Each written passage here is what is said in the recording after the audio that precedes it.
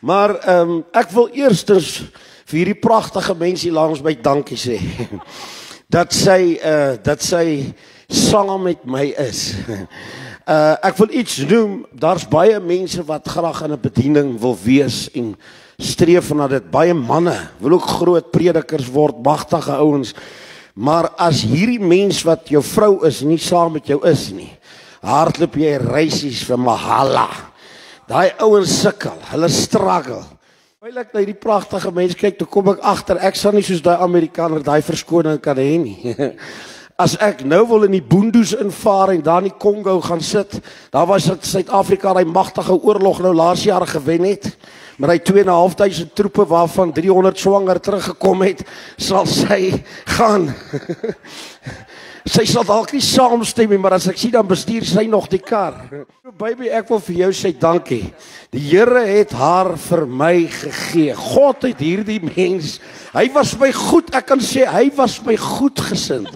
Toe gee hy vir my die vrou. Ek moet 'n blue eye wees. Ek moet iets vir God. Somewhere I did something right. En ek wil vir jou sê dankie my skat. Ek sê altyd vir haar, die inisiatief kry nooit altyd die erkenning nie. Die kreatiewe, ek is die inisiatief en die kreatiewe in ons verhouding. En ek kan goed uitdink en planne maak en ek moes al 'n paar keer dat ek in die tronk beland en sulke goed nie. Ek is rustiger nou die laaste tyd, ek het hom 'n bietjie afgeskakel. Dan sê ek van wie die inisiatief kry nooit die erkenning nie. En eendag toe sê die Here vir my, toe sê hy, wie die een wat getroud is met die inisiatief, moet geduld hê. Moet deur God geroep hê. Want weet jy waar inisiatief en kreatiwiteit is, mense? Dit is besige mense. Hulle is, ek bely nie, ek sê net goed, ek bely niks. Hulle is ongeduldige mense. Hulle is mal. Hulle is aardig, hulle is kunstig. Mense, dis dit jy mekaar saak. En dan, they stick.